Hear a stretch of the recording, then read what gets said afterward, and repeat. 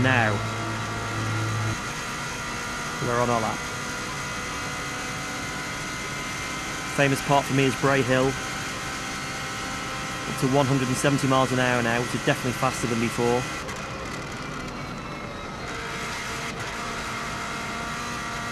And again, building confidence through that, and that dip on the side does move the car around quite a bit, so we can't take that flat yet.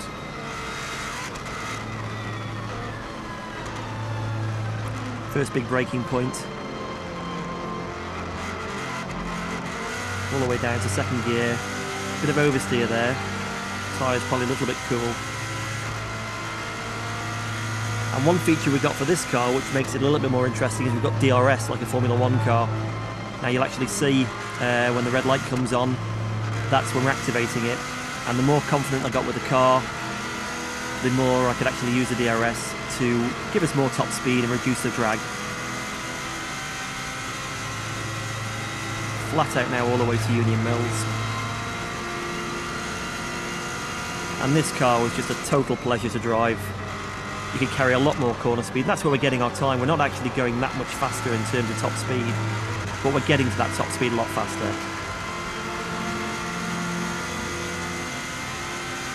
Lovely section through there, little bump on the inside. And now it gets really fast all the way to Greba. The only corner in the middle of that is Ballagary, or Ballascary, as we all name it.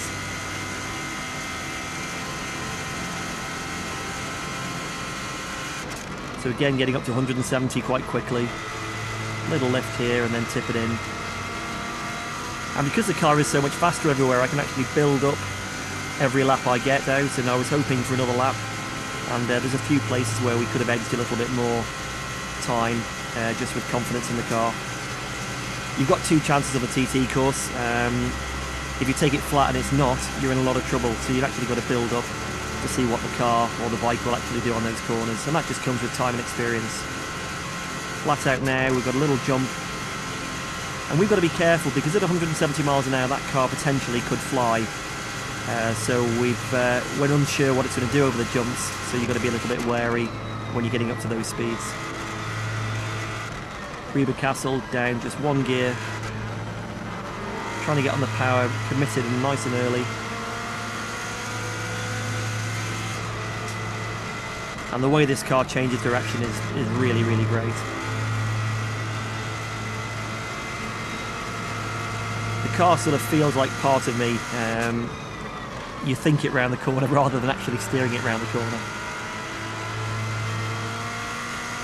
And as you can hear, you can get and commit on the power quite quickly. We're very fast now, all the way to our next point, which is Ballacrane.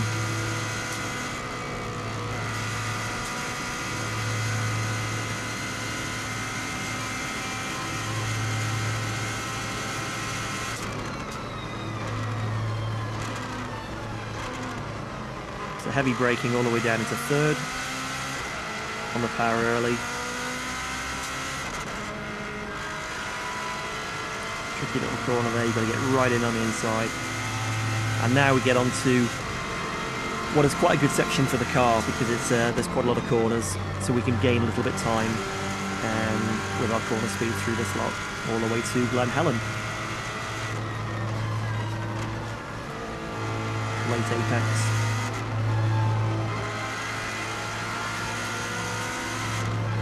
And one thing I've struggled with a little bit in 2014 was the gap between Gear 5 and Gear 6.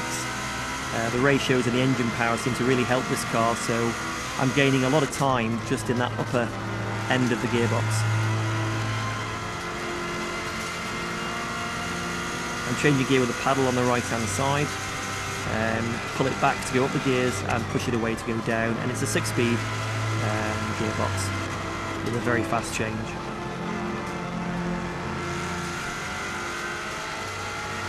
Coming to Sarah's cottage, a very big climb, you can't really see it on the TV. Difficult corner that, and now we start building power all the way up the hill again to get onto the next section. Helicopter always comes into sight here, you can see that above.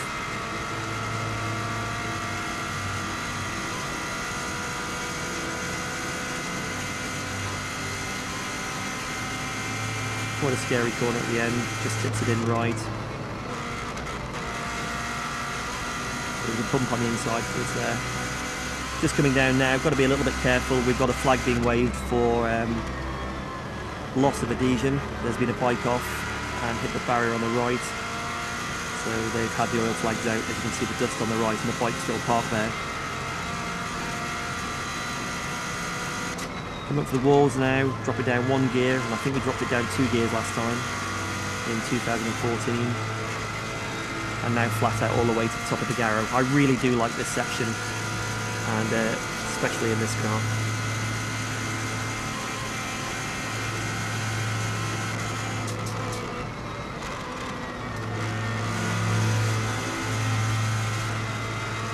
Curb jits out, and then you've got the compression at the bottom of the Garrow, and you get a real good thump going through here. I think the camera even moved at that point.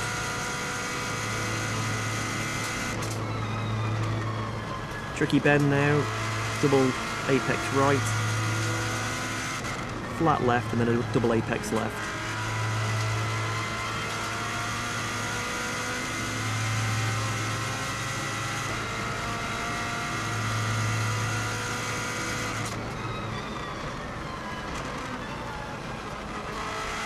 Now coming into Kurt Michael,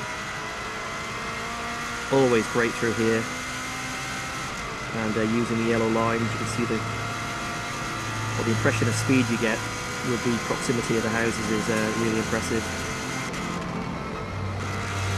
So I'm moving around quite a bit there. Look how close the people are on the left. Got to get the car straight just before it goes over the jump. And now really fast all the way down to the famous jump at Ballath.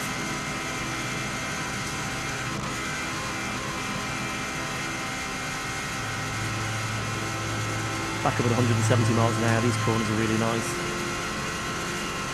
Just nick a bit of curb on the left hand side on the next one.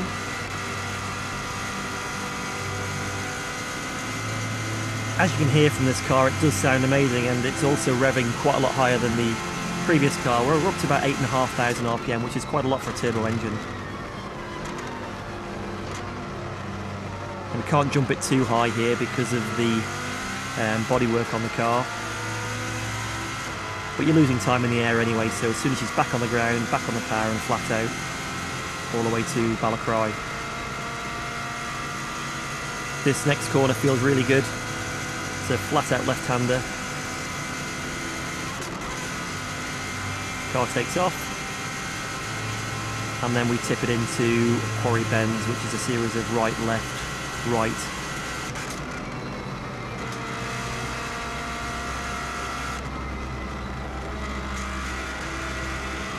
Car pulling quite good to you there. Nice change of direction, and that's something this car does so much better than the production-based car as well.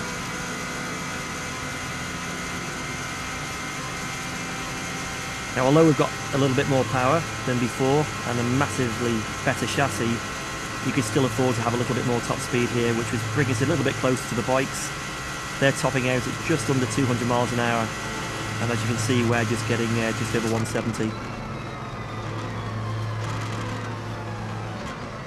Braking down here at Sulby, feels like you're doing 2 miles an hour, so you've got to be really careful to get the apex. Bit of oversteer on the outside of the corner. And now we get into the bumpy section from Ginger Hall all the way to Ramsey. Car bouncing around quite a bit.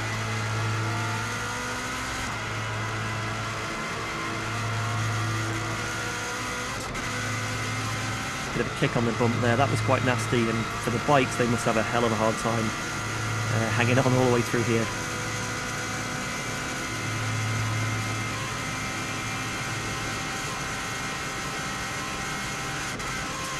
Back up to 170 again.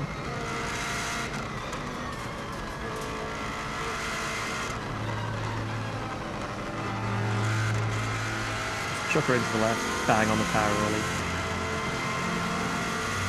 Coming up now is the Conker Tree, which jits out a little bit on the left, and then we've got a nice series of a right, left and a right. and heading toward Ramsey.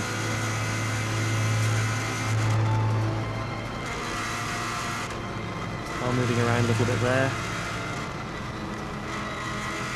Still good corner speed.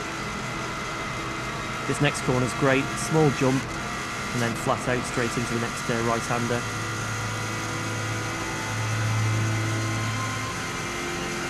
We've got the famous Ramsey bus stop, which we run a little bit wide into around this left. And then real hard braking all the way down into second gear for Ramsey Parliament Square.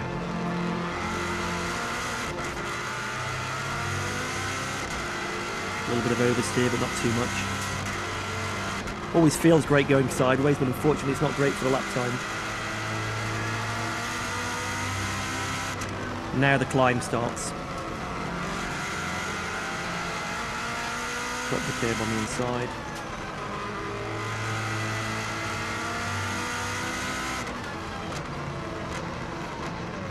And now into first gear around the Ramsey hairpin.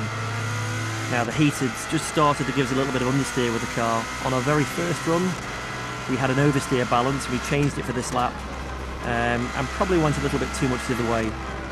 So there was a little bit more time to come from the balance.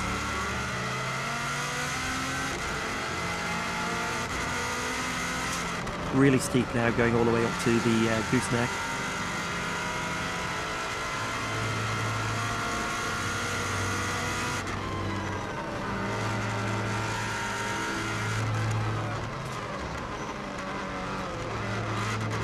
Big bit of understeer there, pushed to the outside, and had to come out of the gas quite early.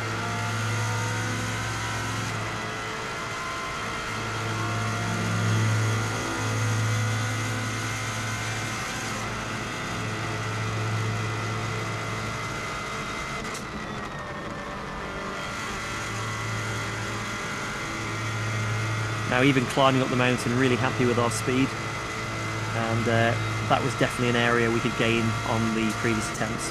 You can see how much quicker this car accelerates from the 120 right the way through to 170.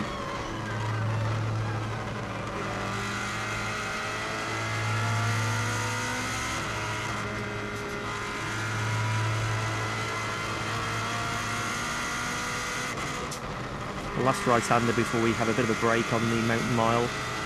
Always see the helicopter at this point, you can see it on there on the right.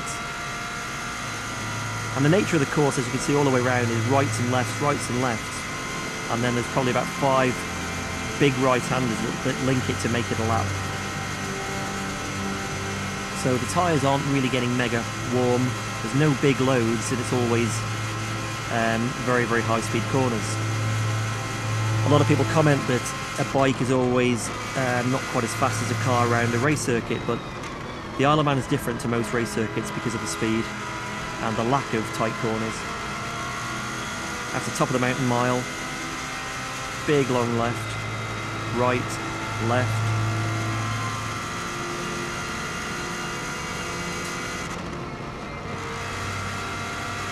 And now we start dropping downhill a little bit towards our next sort of time point, which will be the bungalow. Big long right-hander. A little lift there. That's where Connor had his big accident a few years ago.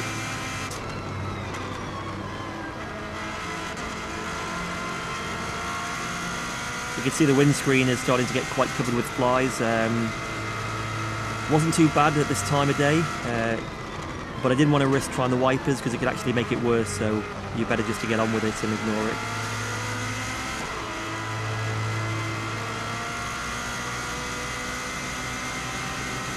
Had a great board up there, somebody showing P1. We were the only car on the circuit, so I thought that was quite funny.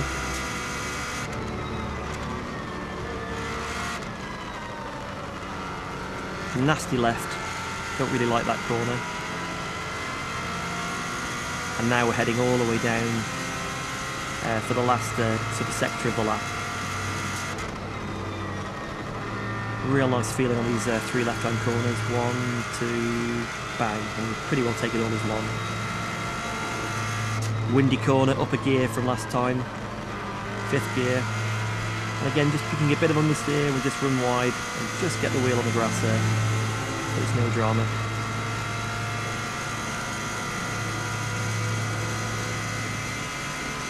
Very difficult to get the car pulled across to the right hand side before the next left, because you're travelling so fast. That's 170, and you definitely don't want to get that one wrong.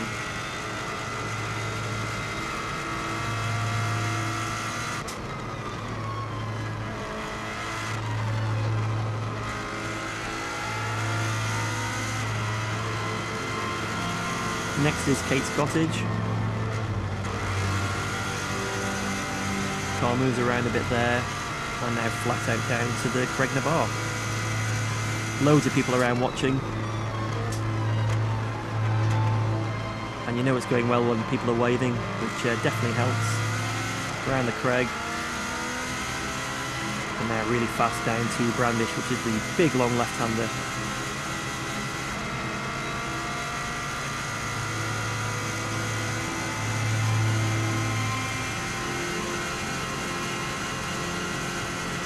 Getting back up at 170, 175 there. I still have put the wheel on the grass, but I'm not sure if it's the best way. You might be better keeping it all on the tarmac. It does move the car around. Hilbury, big bump on the inside. Car moves about a bit there. And now coming all the way around to signpost. Get a real good buzz on these 3 lefts. You can see the car moving quite a lot and a load of steering input there.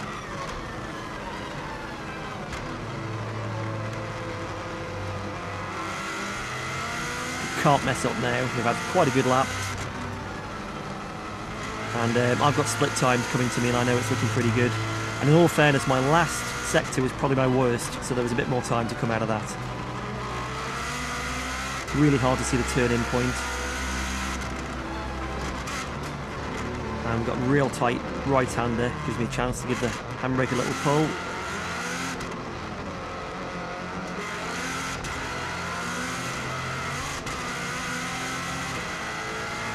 DRS wide open again. And here we go for the line.